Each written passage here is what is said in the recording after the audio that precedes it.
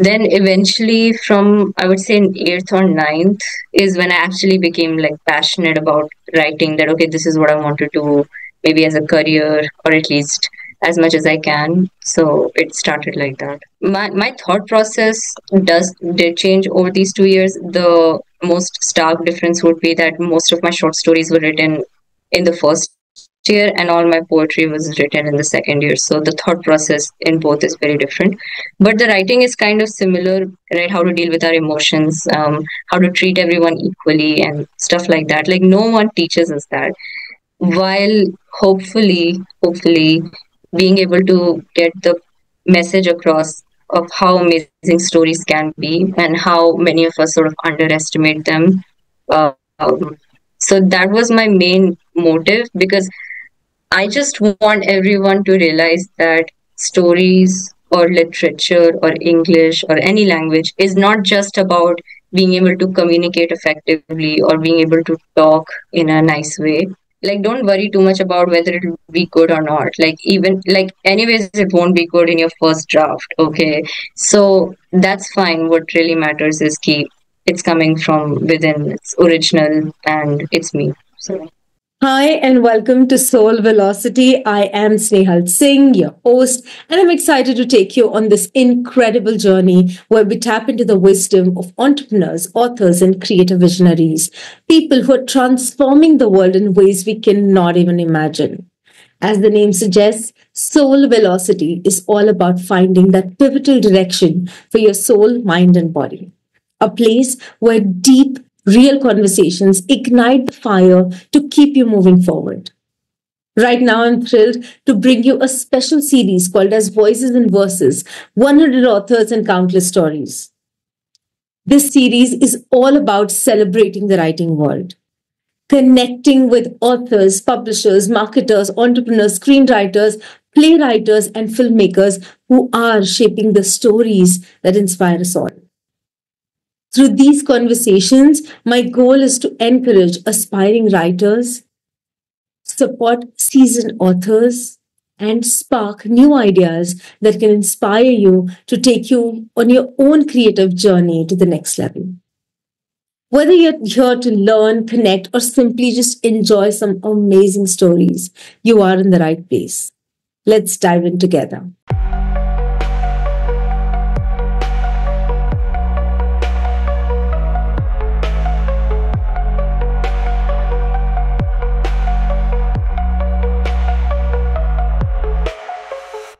Hi, my name is Snehal Singh, and today, as usual, I have an amazing guest with me. Our today's guest is absolutely young and one of the new writers. Her name is Ashvika. I'm just going to get her on board and we're going to start having conversation with her. So, Ashvika, first of all, welcome to our conversation today and to Soul Velocity. Why don't you just go ahead, tell us a little bit about yourself, and then we will talk about your book, your work, and everything about writing. Yes, so hello, my name is Ashvika, and I'm in grade 12. I like writing poetry, books, obviously, stories. I'm very passionate about music, specifically hip hop. So, yeah. Thank you. So, guys, Ashvika's book of amazing poetries and beautiful stories, short stories called The Shades We Stem All Our Lives, has been released on Amazon and on Pothi. It's also available on Flipkart by the time you're listening to this. So, Ashvika, tell us, how did writing begin for you? So, writing in some ways began when I was in fifth grade, because back then I actually, ironically, wasn't interested in even reading. So, the question is like, how did I get interested in writing? It's because my best friend, she wanted to be an author back then, and so she was writing her own book. And so I was like, what are you doing? She was like, I'm writing my own book. And that thought for some reason had never crossed my mind, that oh, we can write our own book. So I was like, oh, that sounds interesting. So I started writing my own book. It had a very basic plot about five best friends who get stuck in a maze, and then they have to like do stuff, adventures and all. But then I started reading. My first book was Percy Jackson from the Rick Riordan books and everything. Then eventually, from I would say in eighth or ninth, is when I actually became like passionate about writing. That okay, this is what I want to do, maybe as a career or at least as much as I can. So it started like that. Beautiful. Ashoka, I have personally read everything that you have wrote when it comes to the shades of we stem all our lives. Okay, and while the stories are enchanting, there are experiences, questions, learnings, and thoughts that are absolutely deep. Okay, so what inspires you to write such deep content? Like sometimes I wonder, has this been written by someone who is really young or someone who has experienced life? So yes, where does this content or where do these poetry stem from? Okay. First of all, thank you that you feel like that about what I wrote. But I would say a lot of the thought that goes into whenever I'm writing something is actually not even original in the sense that it is original, like the stories and my imagination, but a lot of times it's just I'm just taking it from different places. Like maybe I read a book and maybe the book was talking about a specific theme, or I saw a YouTube video and it was analyzing something, or I was just observing something in real life. Like it's just these small things that I've observed in different areas or knowledge that I've gained, and then I would reflect on that because it's interesting, so I reflect on it. And then if I can, I convert it into a story or poetry or anything like that. So my book, technically I started writing it in ninth grade and I ended up writing till 11th grade. So it took that many years because it was like a culmination of different types of ideas and thoughts. Beautiful. And I love the way you placed it. I think none of us actually have anything that is an original idea, but it's definitely an inspired idea to which we reflect, we give our perception or perspective about it, or just a point of view of looking it in a different way or in a way that we absorbed it. So thank you for saying it just the way it is. Um, what do you find easy or natural for you? Or do you enjoy more, poetry or the short stories? I think for me, I I enjoy, I think, writing like stories more, but I think I find it more natural while writing poetry. And the reason is because my short stories are very crafted. Like, okay, I will sit down for at least 30 minutes just thinking how my character is going to be, how am I going to write, what is the plot going to be, what is the theme going to be.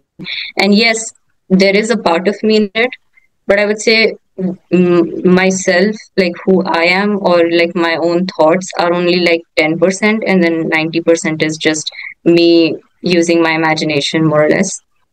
Whereas poetry is the other way around. 90% of it is just coming because I'm thinking or I'm feeling something and I want to somehow be able to express it on paper in a creative way, of course. So I still think it through, but it's more natural. It's like, okay, I'm feeling this, so I want to express this. Whereas stories is the other way around. Beautiful. You touched upon something, and I want to just, kind of expand on it. Uh, do you have any rituals when it comes to, sitting down for writing or getting into that mood or groove of writing? Because as I read the entire write up, and you're saying it took you over 2 years to get there, the book doesn't seem so. The language patterns are pretty similar. You haven't, there is not a huge change in the way you're speaking, and that is difficult generally for an author or a writer to actually maintain that for the entire 2 years time, which is a long time. So are there any rituals, is there anything that you do to make sure that you're always there 100% when it comes to your writing? So for the ritual part, not really. Like if I feel like it, I sit down and I write it. Like sometimes I want to write and I'm having like a writer's block. So I'm like, okay, how do I do this? So for that, I try to like again, it really just comes down to observation. Like when you a lot of people think that writers or being a writer or a creator is like sitting in a room alone, isolated from the world. I think it's kind of the opposite. Like, how can you write about anything if you're always isolated, right? So you need to go out into the world and observe things, and only then can you bring something of yourself on the paper. Not always, but that's how I do it personally. And as for like, how does it kind of seems consistent, my writing, my thought process does did change over these 2 years. The most stark difference would be that most of my short stories were written in the first year, and all my poetry was written in the second year. So the thought process in both is very different. But the writing is kind of similar. The writing style is kind of similar because I mean, we all have a writing style. So I just get inspired by my favorite books and their prose, and I try to not mimic it, but like try to, find something that feels me, but also I'm inspired by it. So once you find your writing style, you can stick to it pretty consistently, unless you want to adapt to it. So Perfect. So tell us who are your favorite authors or poets who you love reading, probably on repeat basis as well. My favorite author is definitely Frederick Backman. He is a Swedish author. So what's interesting about him is that my favorite thing about his books, he's written like Bear Town, A Man Called Ove, if you've heard of them, um, is that he originally wrote in his mother language. So it's translated, like whatever I read is translated, but he has the best prose that I've read so far because it's not necessarily flowery. A lot of prose is normally famous because it's very flowery, a lot of metaphors, similes. He has that, but it's not that part that really did it for me.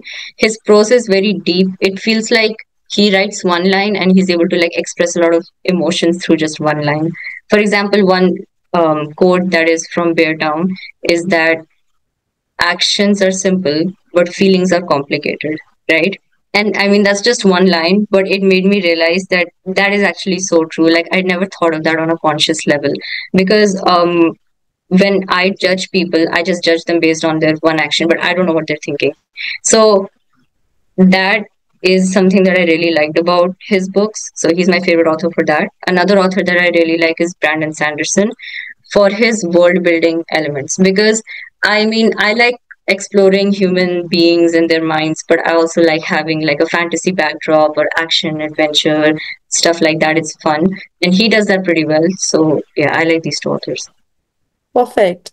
If you had to put it in one word, okay, then what do you think writing for you is? So writing for you is Writing, one word.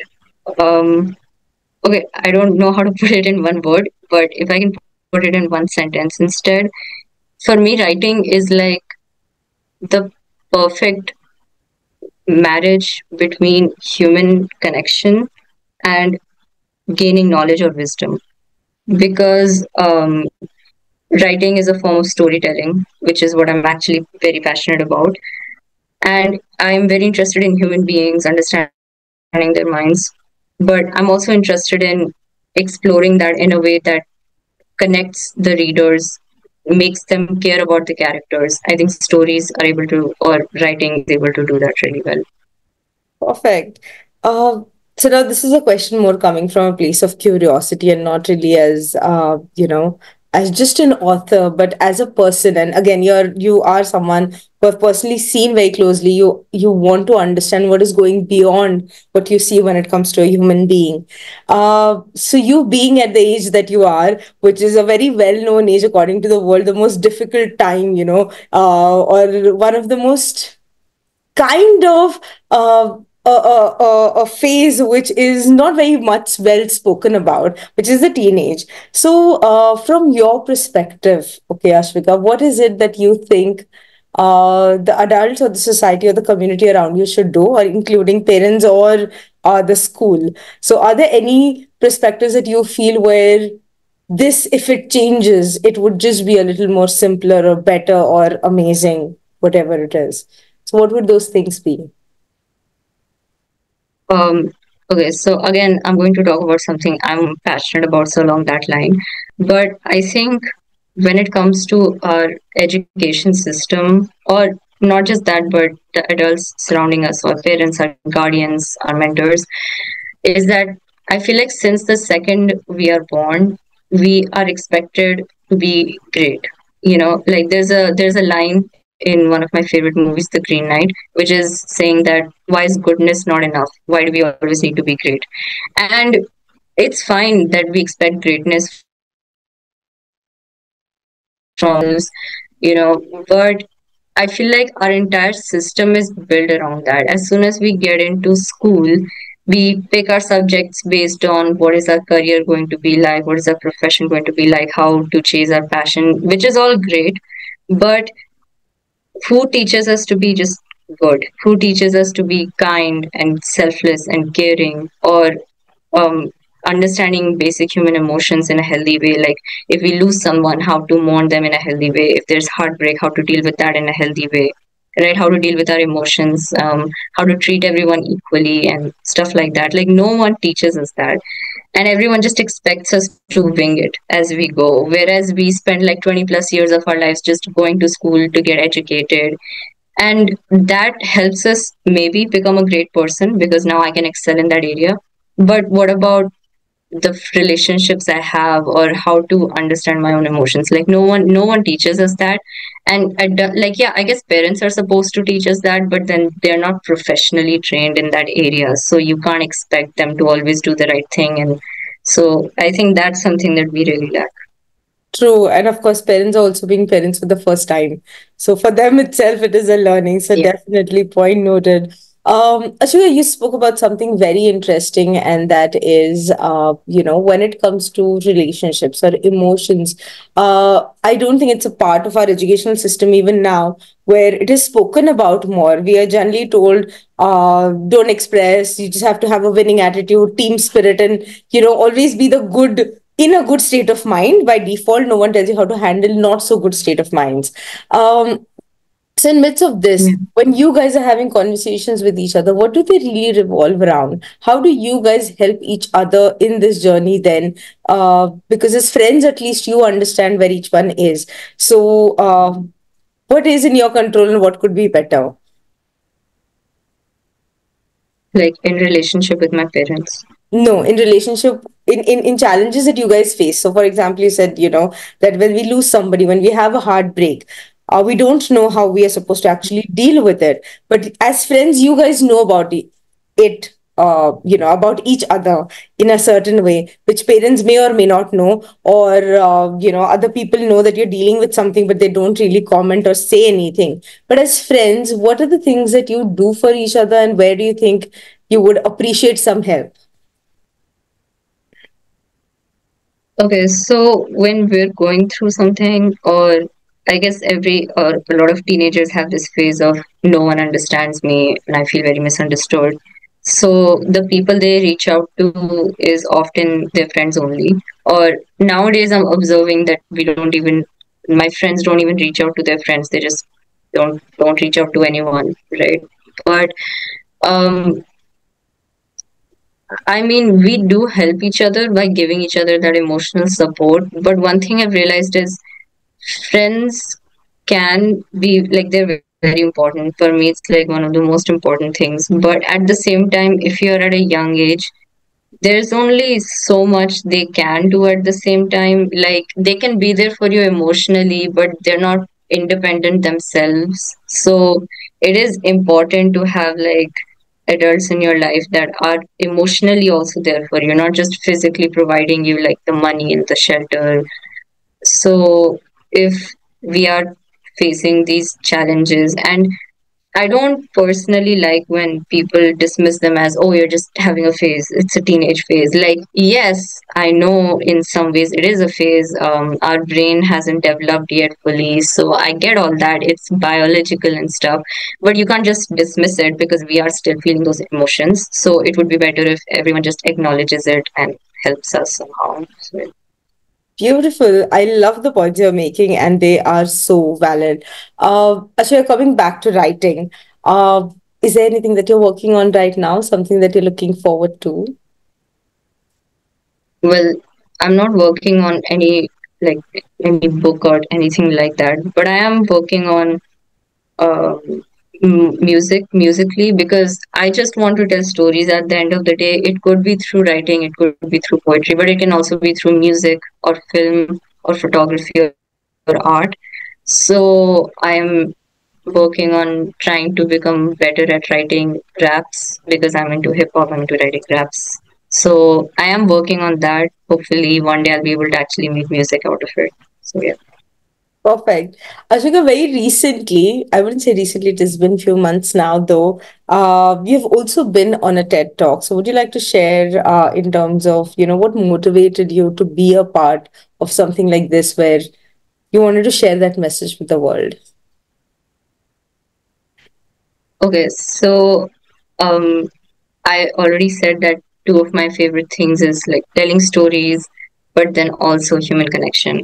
And I think that in many ways, being able to talk to other people about stories is like sort of like encapsulating both of the things together, because I'm talking about stories, which was also the topic for my TED talk, the lasting impact of storytelling, while hopefully being able to get the message across of how amazing stories can be and how many of us sort of underestimate them.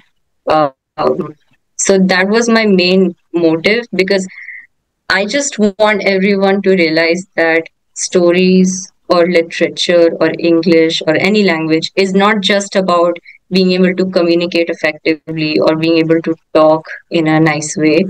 Like they can really change your perspective on life, and how they already do change our perspective. Like the stories impact our society so much. Like in my TED talk, I gave the example of how our culture is basically based on Ramayana and Mahabharat, and they are stories, right? Like, okay, this is sort of controversial, but it's not even about like whether you believe in God or not, because that's fine. You can do whatever if you want to believe, you can. If you don't, it's fine.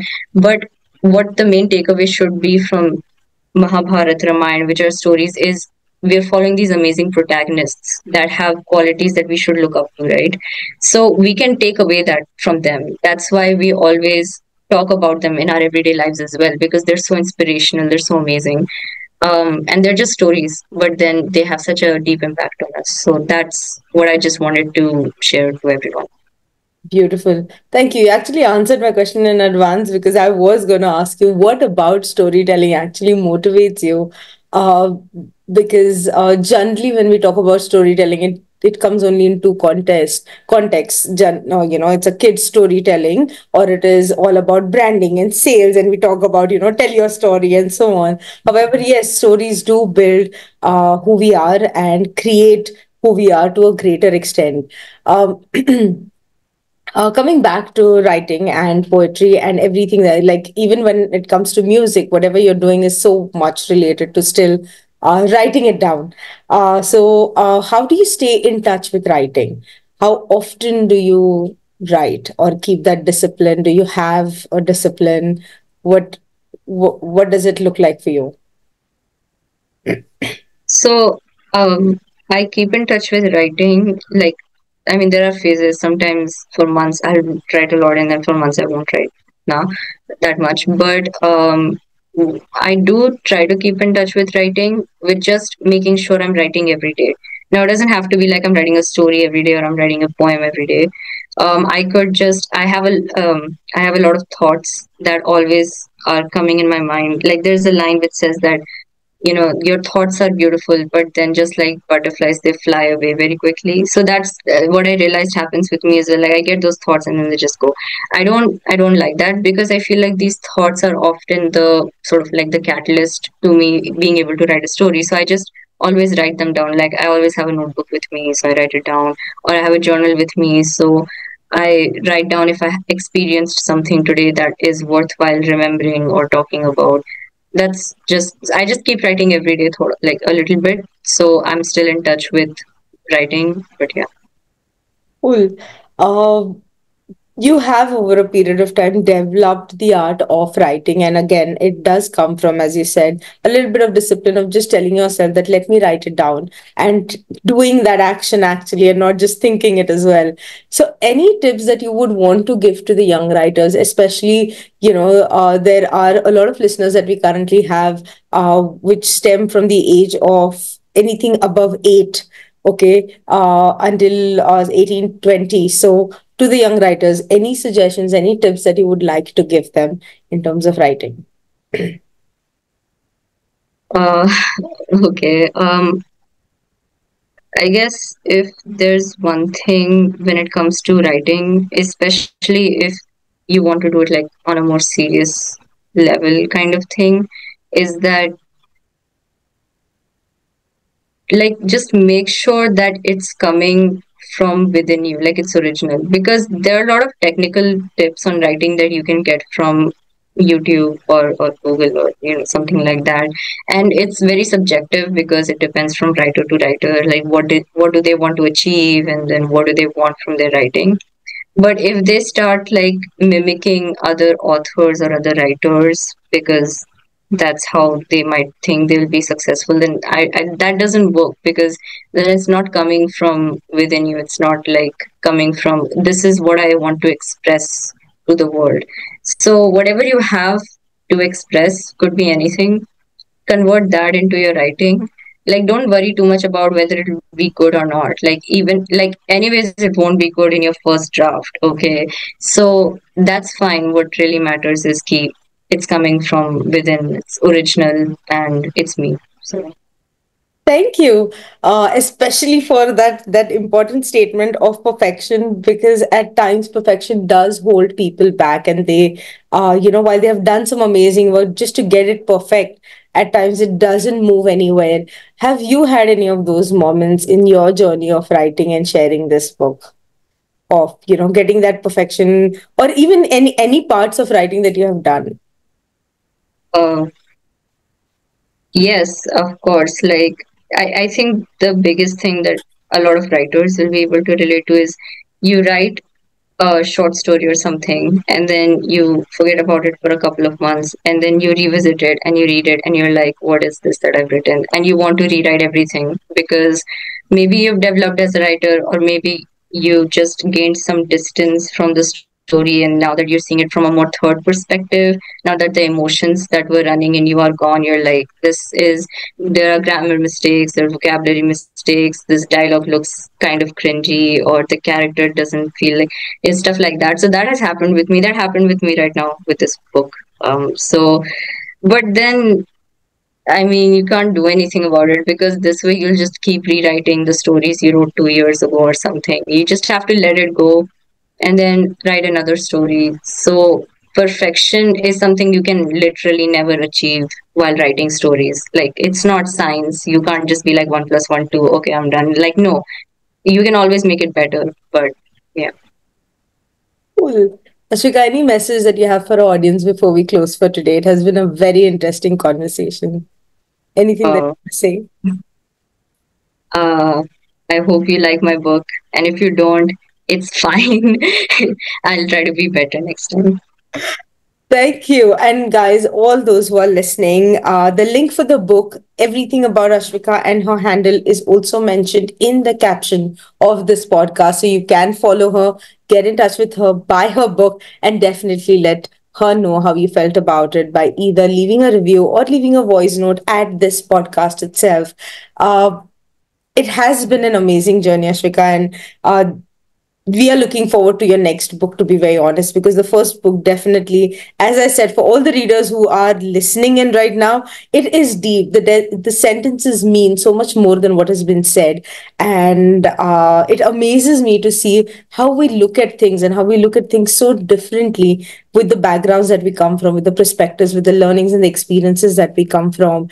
And while it is that, it is the right word is enchanting. It's enchanting to read and delve into a world which is different than ours at times.